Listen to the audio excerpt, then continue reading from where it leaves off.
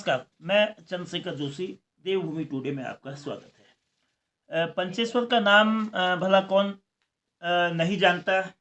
नेपाल सीमा से नेपाल सीमा पर 5 नदियों के संगम पर पंचेश्वर बसा है।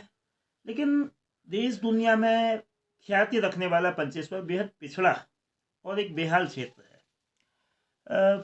अब ये चर्चा में क्यों रहा? पंचेश्वर चूंकि प्रस्तावित बांध को लेकर चर्चा में रहा, जो भारत नेपाल का एक जॉइंट एनर्जी प्रोजेक्ट है, लेकिन वो अभी फिलहाल लटका हुआ है। चूंकि आज हम बात बांध की नहीं करेंगे, आज पंचेश्वर की उस मसले की बात करेंगे जो सुविधाहीन है, बहुत छोटा गांव है, लेकिन इसने उम्मीद की किरण जगाई है। पंचेश्वर में इंटर कॉलेज नहीं है, पंचेश्वर में स्वास्थ्य की सेवाओं के नाम पे अस्पताल नहीं है, कनेक्टिविटी जो कम्युनिकेशन यानी कि मोबाइल टावर या मोबाइल सेवा है वो भी लगभग नहीं है। रोजगार, जाहिर बात है कि जब इतनी बुनियादी सुविधाएं नहीं होंगी तो रोजगार की संभावनाएं भी नगण्य होंगी, और खेती, पशुपालन, मजदूरी यही रोजगार के जरिए होंगे। लेकिन इन्हीं तमाम असुविधाओं, इन्हीं तमाम अभावों के बीच पंचेश्वर गांव में जन्मी एक बालिका जो है वो पल्लवी पंत ने एक बड़ा काम किया है।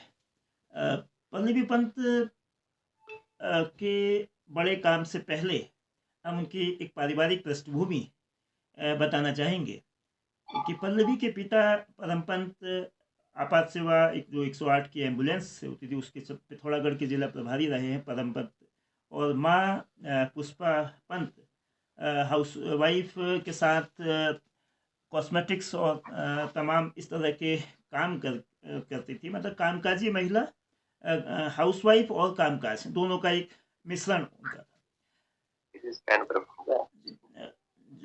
पल्लवी ने RBI जो रिजर्व बैंक ऑफ इंडिया की ग्रेड बी की परीक्षा है, जो इस देश भर में 34 अधिकारी चयनित हुए हैं, पल्लवी उनमें से एक है। केवल 23 वर्ष की अभी उम्र है, और उनका परिचय मात्र इतना नहीं है।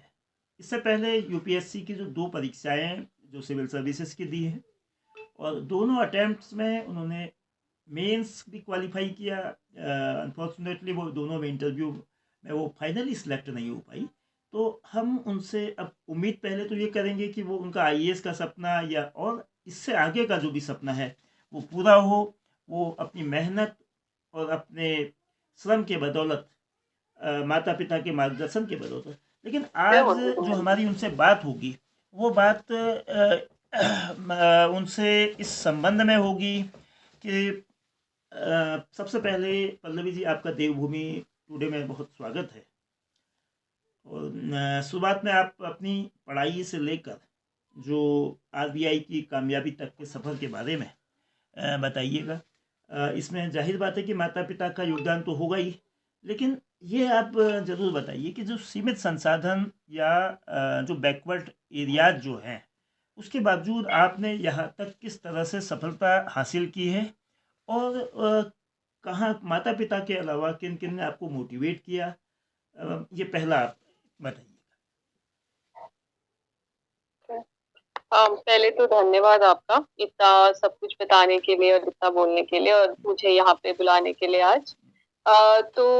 शुरुआत मेरे एजुकेशनल बैकग्राउंड की, तो मेरी स्कूलिंग हुई है DAV पब्लिक स्कूल देहरादून से। उसके बाद मैंने 11वीं में कॉमर्स लिया था, जिसमें मैंने इकोनॉमिक्स पढ़ी थी एंड उसमें मेरी रुचि हुई। तो उसके बाद मैंने दिल्ली यूनिवर्सिटी से अपना ग्रेजुएशन करा इकोनॉमिक्स ऑनर्स में। उसी दौरान में मुझे इंडियन इकोनॉमिक सर्विस, एक UPSC की परीक्षा होती है, उसके बारे में पता चला। तो उसके लिए मास्टर्स इन इकोनॉमिक्स जरूरी होता है। तो कोविड का टाइम था, तो मैंने उस टाइम पे MA इकोनॉमिक्स में एडमिशन लिया बनारस हिंदू यूनिवर्सिटी में। साथ साथ में मैं अपनी तैयारी भी कर रही थी। तो 2022 में मेरा मास्टर्स कंप्लीट हुआ। उसी के साथ मैंने पहला अटेम्प्ट दिया था अपना, और अगस्त में लिस्ट आई थी, तो IAS में हो गया था मेरा, एंड दिसंबर में मैंने इंटरव्यू दिया था। तो पहले अटेम्प्ट में मेरा नहीं हुआ, तो उस साल मैं आरबीआई के लिए एलिजिबल नहीं थी क्योंकि मास्टर्स जस्ट कंप्लीट हुई थी। तो फिर मैंने इस साल आईएएस और आरबीआई दोनों की परीक्षाएं दी थी साथ में। आईएएस में फिर से इंटरव्यू तक गई थी बट नहीं हो पाया, वैकेंसीज मिले या जो भी। बट आरबीआई में हो गया अभी। तो ऑल ओवर इंडिया 34 वैकेंसीज थी, तो उसमें से एक मेरा था। ऑब्वियसली पेरेंट्स का तो सपोर्ट था ही, बट साथ में मेरे टीचर्स एंड इस दौरान मुझे जो भी लोग मिले, लास्ट लास्ट ईयर जब मैं आईएएस में थी तो मुझे दोस्त मिले जिन्होंने हमेशा, जब भी मुझे लग रहा था कि शायद मेरा नहीं हो पाएगा या क्या होगा, उन्होंने मुझे मोटिवेट करा। जो मेरे क्लासमेट्स थे, जो मेरे टीचर्स थे, जिन्होंने हमेशा बोला कि नहीं तुम इससे बेहतर कर सकते हो। तो सब लोगों का योगदान था इसमें, सिर्फ अकेले की मेहनत नहीं होती है ये।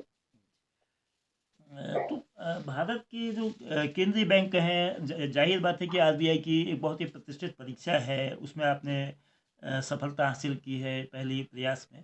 तो आपके सफलता के सूत्र क्या थे? हजारों कई लाख एप्लीकेंट होते हैं, तो किस तरह से आपने तैयारी करी कि आपको हिंदुस्तान के 34 अधिकारियों में स्थान बनाने में मतलब ये स्थान बनाने में सफल रही? ओके। उसके लिए जैसे मैंने बताया कि मुझे 11-12 से इकोनॉमिक्स में काफी इंटरेस्ट था, तो तभी से मैंने बहुत एक्टिवली उसको पढ़ना शुरू करा। इकोनॉमिक्स ऑनर्स दिल्ली यूनिवर्सिटी से काफी अच्छा करिकुलम होता है। तो जब मैं ग्रेजुएशन और पोस्ट ग्रेजुएशन में थी तो मैंने कोशिश करी कि मैं जितना अपने टीचर से, जितना अपने सिलेबस से जो भी पढ़ सकती हूँ, जो भी समझ सकती हूँ। जब एग्जाम की बात आती है स्पेसिफिकली, तो सबसे पहला उसमें होता है कि आपको सिलेबस देखना होता है कि आपको सिलेबस का हर एक वर्ड आना चाहिए। और सिर्फ सिलेबस ही नहीं, प्रीवियस ईयर क्वेश्चन पेपर देखने होते हैं। तो आपको सिलेबस और प्रीवियस ईयर क्वेश्चन पेपर को मैच करना होता है कि अगर सिलेबस में ये टॉपिक है तो इस टॉपिक से कौन से क्वेश्चन कितने फ्रीक्वेंसी से आ रहे हैं, तो आप उस टॉपिक पे ज्यादा ध्यान दो और ये वो सो। तो पहले सबसे पहले मैंने सिलेबस कंप्लीट करा और उसके बाद फिर एंड की जो प्रिपरेशन थी वो प्रीवियस ईयर क्वेश्चन पेपर्स थी, उससे टॉपिक्स, सब टॉपिक्स निकाले, उनके शॉर्ट आंसर्स बताए, रिवीजन। तो यही ब्रॉड स्ट्रैटेजी थी। तो आरबीआई और जो बाकी बैंक हैं, उन दोनों की परीक्षाओं में किस तरह का बुनियादी फर्क है? अभ्यर्थियों को जो तैयारी करते समय किस तरीके मतलब किन बातों का खास तौर पे ध्यान रखना चाहिए? मेरा आरबीआई में स्पेशलिस्ट पोस्ट है, डीईपीआर, जो कि department of economic policy and research होता है। तो इसकी मिनिमम एलिजिबिलिटी ही यही होती है कि आपको पोस्ट ग्रेजुएशन चाहिए होती है इकोनॉमिक्स में। तो इसमें जो पेपर भी होता है, फेज 1 होता है। फेज 1 में ऑब्जेक्टिव पेपर आता है इकोनॉमिक्स और इंग्लिश का टाइपिंग पेपर आता है। फेज 2 भी हमारा इकोनॉमिक्स के 2 रिटन पेपर होते हैं। तो इस एग्जाम में इकोनॉमिक्स ज्यादा पूछते हैं क्योंकि आपको स्पेसिफिकली इकोनॉमिक्स आनी चाहिए। बट बाकी जो बैंकिंग के पेपर होते हैं उनमें आपको लॉजिकल रीजनिंग, क्वांटिटेटिव एबिलिटी और ये सब पढ़ना पड़ता है। तो ये वाला एग्जाम बहुत डिफरेंट डायरेक्शन में जाता है इसलिए। आपने सिविल सर्विसेज जो यूनियन पब्लिक सर्विस कमीशन की ओर से कंडक्ट होती है उसके लिए साक्षात्कार में स्थान बनाया है, और ये उम्मीद इस बात की जाती है कि आप आगे अपनी मेहनत की बदौलत इसको क्रैक करेंगे। लेकिन आपने जैसे जिस तरह की एक रूरल बैकग्राउंड से खैर आपने पढ़ाई अलग अलग जगह करी है, अच्छे कॉलेजेस में भी करी, तो मुख्य परीक्षा कैसे पास करी? किन बिंदुओं पर आपने खास ध्यान दिया? और दूसरा सवाल इसी में कि जो साक्षात्कार में ऐसी क्या कमी महसूस हुई कि जो अपेक्षित जो परिणाम था वो आप हासिल नहीं कर सके? पहला तो मैंने सिविल सर्विसेज की परीक्षा नहीं दी थी। यूपीएससी के ही द्वारा एक दूसरी परीक्षा कंडक्ट की जाती है जिसको इंडियन इकोनॉमिक सर्विस ठीक बोलते हैं। ठीक। तो वो इकोनॉमिक्स के लिए होता है।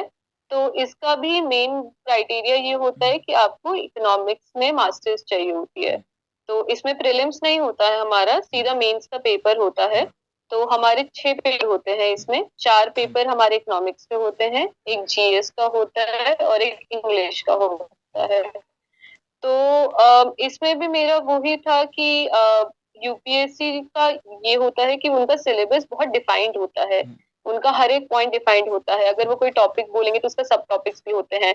उनके क्वेश्चन पेपर्स बहुत अवेलेबल होते हैं, आई थिंक 2010 से अवेलेबल होते हैं, तो लास्ट 15 साल के पेपर अवेलेबल होते हैं। जी और वो देखना, और दूसरा आंसर राइटिंग की प्रैक्टिस, बिकॉज इसमें वैकेंसीज और ये सब इतना कम आता है कि आपको लिखना आना चाहिए, क्योंकि आपके पास टाइम बहुत कम होता है। आपको 5 मार्कर्स भी करने हैं, 15 भी करने हैं, 20 भी करने हैं, और 3 घंटे में सब करना है, और 3 दिन में 6 परीक्षाएं होती हैं। तो आपको टाइम मैनेजमेंट बहुत इंपॉर्टेंट होता है कि आपको लिखना आना चाहिए।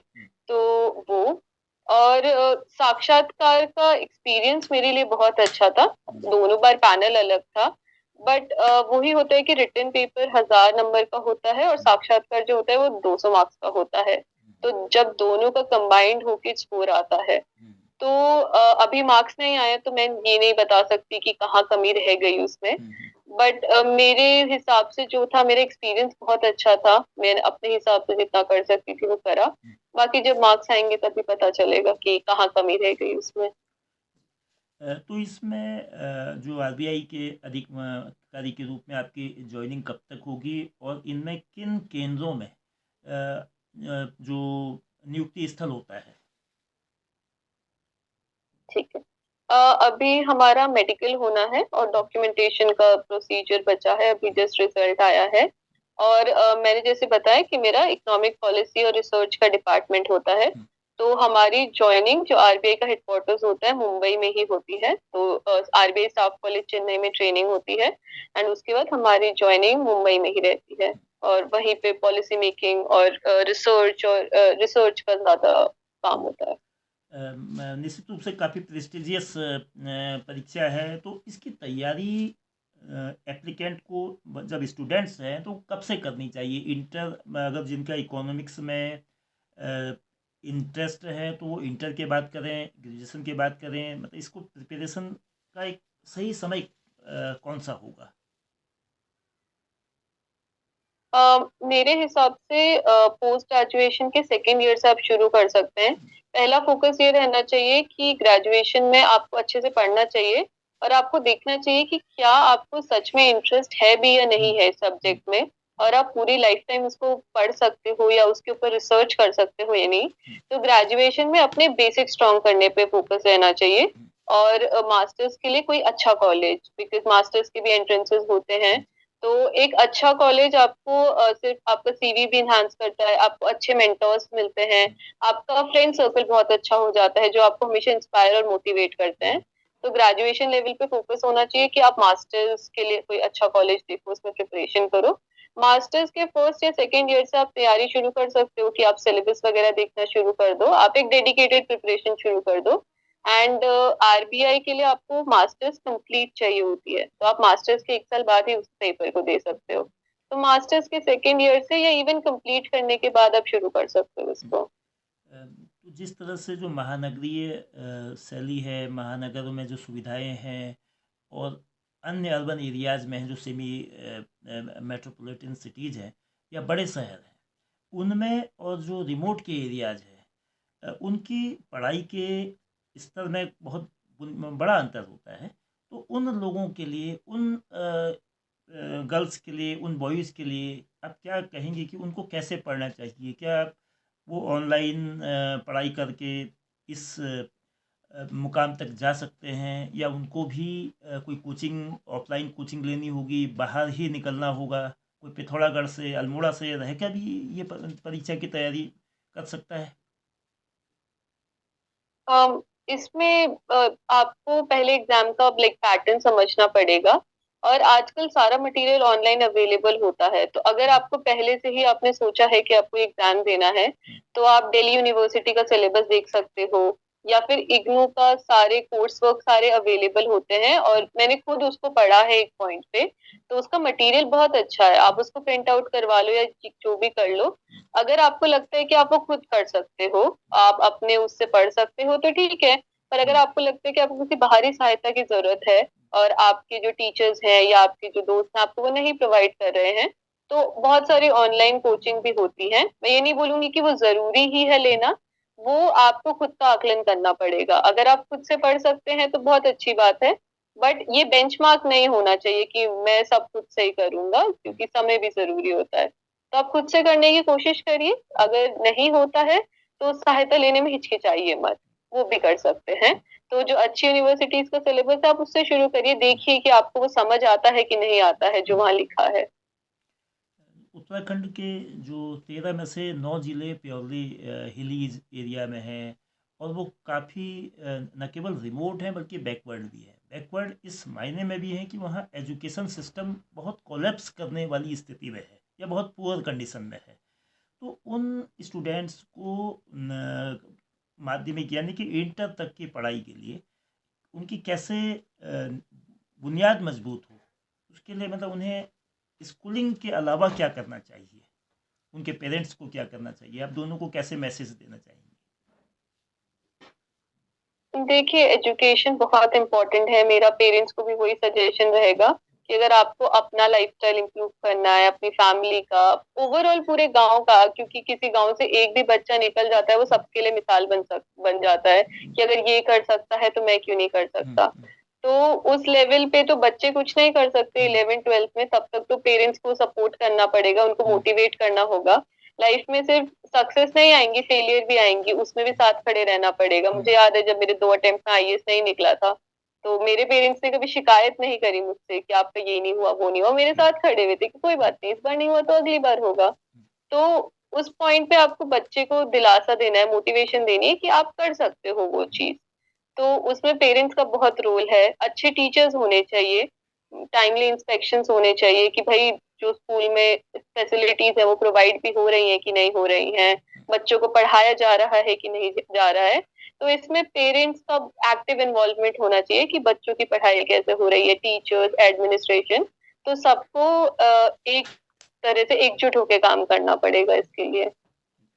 तो पंचेश्वर आपकी जन्मभूमि है, तो वहाँ कभी फिर जाने का होगा, और वहाँ के लिए क्या आप सोचेंगे कि क्या वहाँ की जो एजुकेशन है, अभी चूँकि वहाँ इंटर तक भी स्कूल नहीं है, और वहाँ के जो गर्ल्स को जो डिस्टेंस है ख़ास तौर पे गर्ल्स को अफेक्टेड करती है, उनकी पढ़ाई बीच में छूटती है, तो इसको लेकर आप क्या विचार रखती हैं, और क्या कभी वहाँ जाने का भी इरादा है? आ, जाने का इरादा अभी है, मैंने सोचा था कि मैं अपनी ज्वाइनिंग से पहले एक बार आमा बुबू सबसे मिल के आऊंगी वहां पे, और शायद जब वहां के लोग सामने से देखेंगे कि भाई यहाँ की एक बेटी ने कुछ करा है तो वो मोटिवेट होगा।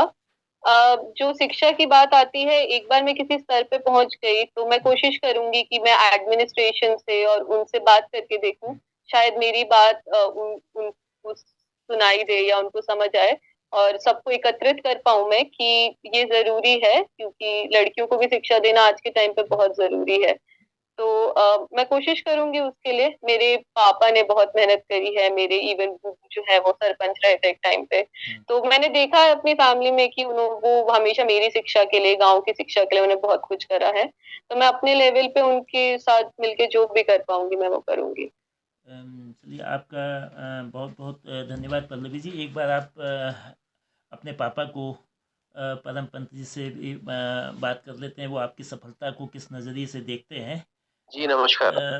नमस्कार पंत जी। तो बेटी की सफलता से जाहिर बात है कि माता पिता गौरवान्वित महसूस कर रहे होंगे, और करना भी चाहिए, और ख़ास तौर पर जिन परिस्थितियों से और जिस बैकग्राउंड से पंचेश्वर जैसी एक बहुत छोटी जगह, बहुत पिछड़ी जगह, तो मतलब किस तरह से आप इसको महसूस करते हैं, इस सफलता के संदेश को बाकी जो पेरेंट्स हैं, जो खास तौर पे दूर हैं, जिन जो उम्मीद है, मतलब ये सपना भी नहीं देख सकते हैं, तो वो क्या उन्हें सपना कैसे देखना चाहिए, और सपने को पूरा करने के लिए क्या करना चाहिए?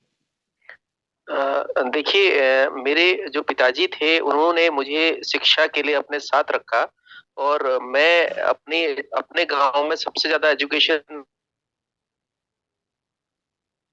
जो है, सबसे ज़्यादा एजुकेशन मैंने पॉलिटेक्निक किया था बेसिकली। तो मैंने लोहाघाट से पॉलिटेक्निक किया, तो फिर प्राइवेट सेक्टर में काम किया। तो मुझे शिक्षा के महत्व मुझे तभी पता लगा कि एक अगर कोई ऐसा टूल है जो जिससे कि आगे बढ़ा सकता है, वो शिक्षा है। तो जो पिताजी ने मुझे शिक्षा का टूल दिया तो मैंने अपने बच्चों में वही कोशिश करी। जो मेरी बेटी थी, इसका जन्म मेरे पंचेश्वर में ही हुआ था। ठीक है, इसको 9वें दिन मैं अपने साथ में दिल्ली लेके चला गया था कुछ, क्योंकि वहाँ पे मेडिकल फैसिलिटी तक नहीं थी। मैंने हमेशा, मेरे पिताजी वहाँ पर हाई स्कूल को बनाने के लिए, वहाँ पर चाहे ज़मीन देने की बात हो, चाहे एडमिनिस्ट्रेशन की बात हो, हमेशा आगे रहे हैं। कोशिश करी है कि वो स्कूल उच्चीकृत हो, बालिकाएँ ख़ास तौर से पढ़ें, क्योंकि हमारे यहाँ 15 किलोमीटर दूर स्कूल है, जिसमें कि बालिकाएँ अक्सर जितने भी पेरेंट्स हैं, वो बालिकाओं का स्कूल छुड़वा देते हैं। तो मेरा हमेशा यह है कि बालिकाओं को ज़रूर पढ़ाएँ। देखो, बालक तो कहीं भी जाके पढ़ लेते हैं, क्योंकि उन पे चाहे रिश्तेदारों के जाए, चाहे कहीं कमरा लेके रहें, लेकिन बालिकाओं पे लोग बाग भरोसा नहीं कर पाते हैं। तो मेरा अभी सभी पेरेंट्स से यही है कि आप अपनी बालिकाओं को, अपनी बेटियों को पढ़ाएँ, क्योंकि उनको अगर पढ़ाएँगे तो आप सिर्फ़ एक बेटी को नहीं पढ़ा रहे हैं, आप एक पूरे परिवार को पढ़ा रहे हैं, एक नई जनरेशन को पढ़ा रहे हैं। तो बस यही था कि मैंने अपने साथ उनको बाहर रखा, देहरादून में एजुकेशन दी, और बच्ची ठीक थी तो वो अपने दम पे दिल्ली यूनिवर्सिटी, बनारस हिंदू यूनिवर्सिटी, बाकी आगे गई। तो बस मेरा यही है कि बच्चियों को ज़रूर पढ़ाएँ, और बेटों को तो पढ़ा ही रहे हैं, बच्चियों को पढ़ाएँ, ज़रूर पढ़ाएँ। जी, तो इसमें जो साधन, संसाधन और मार्गदर्शन, ये सभी चीज़ों की ज़रूरत हुई, और आपके साथ चूँकि पल्लवी की माताजी का भी, पुष्पा जी का भी काफ़ी योगदान रहा होगा। जाहिर बात है कि मोटिवेशन उनसे भी मिला होगा। तो उन्होंने कैसे इन चीज़ों को, बच्ची को आगे बढ़ाया कि वो? देखिए, मेरी जो पत्नी है बहुत ज़्यादा पढ़ी-लिखी नहीं है, लेकिन क्योंकि उन्होंने 12th की तक ही पढ़ाई करी है, लेकिन उन्होंने अपने बच्चों की पढ़ाई में बहुत ज़्यादा सपोर्ट किया, हर लेवल पे सपोर्ट किया।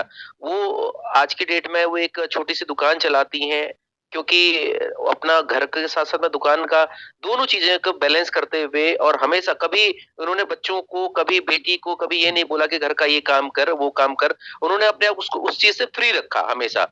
क्योंकि जैसे होता है कि महिलाएँ जो होती हैं कि बच्चियों को ख़ास तौर से कि भई घर के कामों में इन्वॉल्व करना चाहिए एक हद तक, परंतु उन्होंने कभी पढ़ाई से ऊपर नहीं रखा उसको। हमने बोला कि नहीं-नहीं, अगर आप पहले पढ़ाई करो, और ये घर का काम तो होता रहेगा। तो हमेशा उन्होंने प्रोत्साहित किया हर मौके पर, बेटा हो चाहे बेटी हो, दोनों को ही उन्होंने बराबर समझ के आगे बढ़ाया है, और यही होना भी चाहिए। परिवार में दोनों बच्चों को, चाहे बेटा हो चाहे बेटी हो, दोनों को ही आप समान आप वो दीजिए, समान शिक्षा दीजिए, क्योंकि समानता का अधिकार बहुत ज़रूरी है।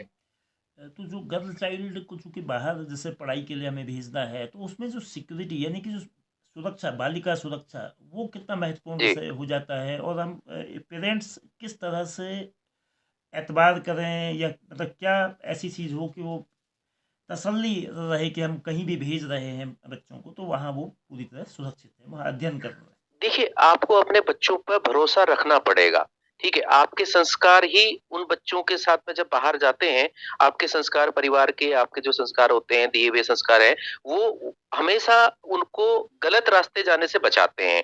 और बच्चों पे को अगर बाहर भेज रहे हैं तो उनको स्वतंत्रता देनी पड़ेगी। ठीक है, एक हद तक आप उन पे मॉनिटरिंग भी रखिए, ऐसा नहीं, मैं नहीं कह रहा हूँ कि बिल्कुल ही छोड़ दीजिए, उन पे मॉनिटरिंग, इनडायरेक्टली मॉनिटरिंग रखिए, लेकिन आप उनको फ्रीडम भी दीजिए। जब तक आप, अगर आप बाहर उनको भेजेंगे नहीं, खास बच्चियों के मामले में ये ज़्यादा महत्वपूर्ण हो जाता है कि लोग बेटों को तो बाहर भेज देते हैं, लड़कियों के मामले में असुरक्षा की भावना होती है। ठीक है, समाज आज की डेट में हम कह सकते हैं कि कई सारी चीज़ें हैं, पैरामीटर्स हैं, लेकिन जब तक आप उनके, मैं कहता हूँ कि बेटियों को आप पंख आप उनके मजबूत नहीं करेंगे, तो वो आसमान में कैसे उड़ेंगी? तो उनके पंख मजबूत करने बहुत ज़रूरी हैं, तो से लड़ने दीजिए। अपन जी, आपका बहुत बहुत धन्यवाद। आपने एक बेहतरीन रास्ता दिखाया है, और समाज के लिए, पिछड़े इलाकों के लिए एक प्रेरणा का काम आपके बच्ची के माध्यम से पल्लवी जी। ने जो RBI ग्रेड बी की एक बहुत प्रतिष्ठित परीक्षा को पास करा है, तो हम उम्मीद करते हैं कि भविष्य में वो जो भी मंजिल चाहे, अपनी मेहनत की बदौलत वो वहाँ तक पहुँचे। आपका बहुत बहुत जी। धन्यवाद। जी, धन्यवाद आपका बहुत-बहुत। नमस्कार।